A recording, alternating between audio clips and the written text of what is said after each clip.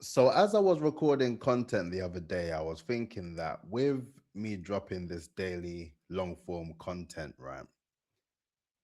You're able to see my personality, you're able to see my quirks, my charisma. Like I say, sometimes I may get a word wrong, I may mispronounce it, but it's quite interesting in hindsight because with what I'm doing, it's really me documenting and showcasing what it means to build a seven-figure brand and documenting the process in real time, whilst also showcasing my expertise and sharing lessons with you that you can apply to your personal brand and your business brand as well, right? Because as you know, I am a brand authority strategist. I believe in brand authority, and brand authority for me is your personal brand multiplied by your business brand, multiplied by your campaign brand, right? That gives you that level of brand authority that allows you to be more visible and credible, which will then allow you to build on your client pipeline and then drive more revenue for your business. That is what I do, and that's what I'm about. And, through the process, you've seen all various different sides of me, to be fair. You see me very much reflective, grounded, very much happy, upbeat, optimistic, and then sometimes just not particularly in the mood, but we know that we need to keep going regardless. The work keeps going, we keep moving, right? And then I was doing some content literally the other day, and I was thinking to myself, as I was doing, I was thinking, this is interesting because what is it that makes people, when they say that you shouldn't meet your idols, so then you'll meet someone you've been maybe following for a while online, you've been immersed in their content and you've been seeing their progress and just the way they've been documenting the process. You feel like you know them a bit more, right? But then when you actually meet them in person, and it's not the same. It just isn't the same. And I hope that when I'm outside, because I have been saying that I need to be outside and haven't been outside yet, but that changes from this week. This week, I'm going to be outside and I'm going to be networking and putting myself out there outside again because I would say the first few months, I would say, has really been me just getting all the groundwork done, to be fair, getting the foundations done. I said, until I get the foundations done where I'm ready to pop outside and really start to showcase the journey outside as well. For now, I need to be at home and just get the work done and do what I need to do. So now it's interesting because I was thinking, what is it that allows you to keep your brand cohesive, right? From an offline perspective as well as online. And with a lot of the work that I do focus on the idea of brand building and having that level of brand authority online.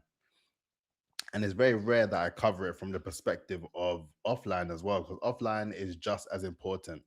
And it was a actual video that I did on networking and how networking is effectively a powerful tool that allows you to build your connections and to meet people who can effectively help you and you can help them. And just having, they say that your network is your net worth, and that always remains true in my personal opinion.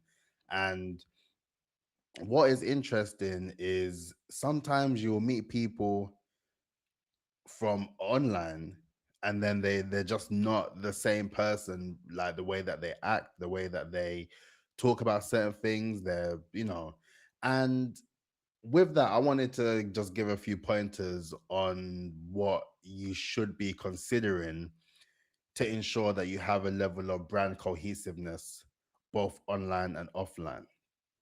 So with that, the first thing you need to bear in mind is just that ultimately it's one narrative, right? It's one narrative and two worlds. And when you think of it like that, that's when you then decide how you're able to incorporate the work that you're doing.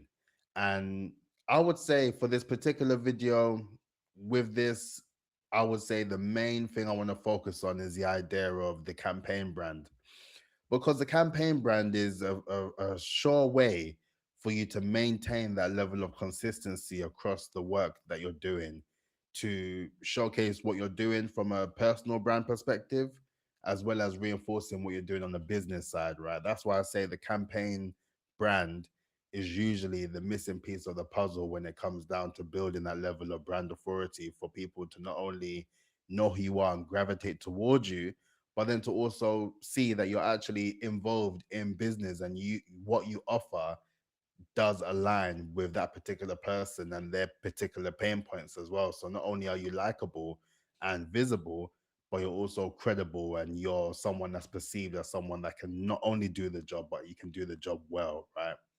So with that, you have to think of your campaign. I always say you need to live your life like a campaign.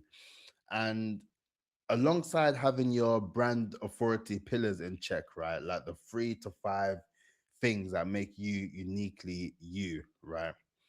It is also about you ensuring that the same ethos, the same sort of mindset, and the same sort of content that you would talk about online is the same stuff that you would really reiterate offline when you're meeting people. And in that approach of meeting people as well, it is in your best interest to also be as authentic as you can online so it naturally translates offline, right? And with me doing this content, this is me. This is what you're gonna get as far as I'm concerned. And I really wanted to make sure that I was as, authentic and just easygoing and cool with my content, because ultimately you have so many sort of content creators or people on YouTube or, you know, founder led businesses who don't necessarily know how to present themselves in just an authentic way. And, in some cases, sometimes it could be even be the workplace to blame. Sometimes you're just there to kind of put on a sort of identity for work. More often than not, you're just there like, you know what, I need to be, not to say that you're not the same person, but then you're just a bit more laid back, or you're just a bit more not as, I would say, what word would I use? I would say not as whole as you would put it, to be fair. Because I know what they say, you bring your whole self to work. And I don't particularly believe in that, because you're there to work, you're there to do a job. Like, your whole self isn't reflective of what you should be presenting in the workplace. You're there to do a job. So I don't particularly believe in that. But as far as your personal brand is concerned, that is the best opportunity for you to showcase exactly who you are from all various different areas. And it's not just about the things that you're working on in terms of your pillars, the things that make you uniquely you from a sort of commercial level, but it's also what it is that makes you you as a human, a person, someone that can actually hold a conversation and you're there to express how you feel about certain things, right? And with my content, for example, a lot of the stuff that I've done now is really started to be more intentional with my content to ensure that I'm covering it from the grounds of brand authority, PR, and marketing, right? However, the same way I feel regarding the workplace, the same way I feel regarding people not utilizing LinkedIn the way they need to do it, the same way that I feel about wanting to help young early career professionals and graduates and university students to develop the necessary skills to be more visible in order for them to get jobs. All that sort of stuff still remains, right? That stuff is still a part of me that is so credible and important that I apply in various different parts of my life, right? It's just for the YouTube channel in particular, I use this as more as a place to share my experiences and share my insights and share knowledge that can also help you to build that level of brand authority. But you can assure that in a given scenario offline, those are the certain things I'll be talking about, or I'll be talking about AI, or I'll be talking about all various particular things that I find of interest, right? And when it comes down to that, my campaign, let's focus on the campaign for now. this is the campaign. One long form video a day for 1,000 days, because that way is the most optimal way for you to see exactly how I am. Because if I'm posting content every single day, like like literally every single day, that is very hard to fake, right? It's very hard to pretend to be someone that you're not for 1,000 days, right? So with developing a level of content, it all comes down to a level of frequency that you're able to put in, where people then start to have a better understanding of exactly who you are on a real level. So when it comes down to actually getting the opportunity to meet people in networking events, in person, IRL, in real life, they already have an understanding of the things that you tolerate, the things you don't tolerate, what you stand for, what you don't stand for, your pillars, your campaign in that sense. What people who gravitate towards me, that's been seeing my journey, I've been in a position where I've been receiving so much feedback of people saying that they're going to start incorporating YouTube into what they're doing as well, which is amazing, because all in all, it has only led to better opportunity to showcase who I am and document the process in the journey. And ultimately, if you are not someone that people necessarily have an idea of knowing or understanding or getting the opportunity to learn from and to know how you are as a person, it's very much harder to then translate that into a business aspect as well. So all in all, I would say focus on being consistent with your pillars and your campaign.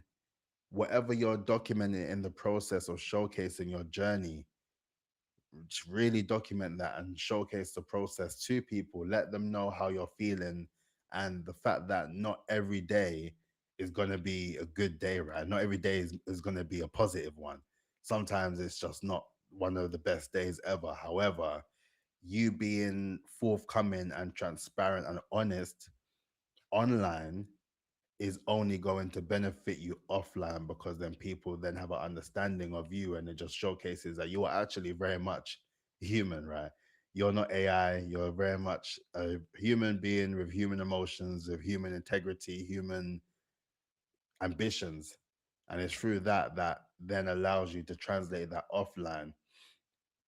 And then lastly, I would say, before I even end this video, is that you want to ensure that you make people feel not only closer to you in terms of what you're able to share and showcase, but then you're also able to empower people to do better and to be the best version of themselves and to focus, man. You know what I mean? Like with me, all of the work that I'm doing and documenting and showcasing all comes down to the part that the personal branding deadline.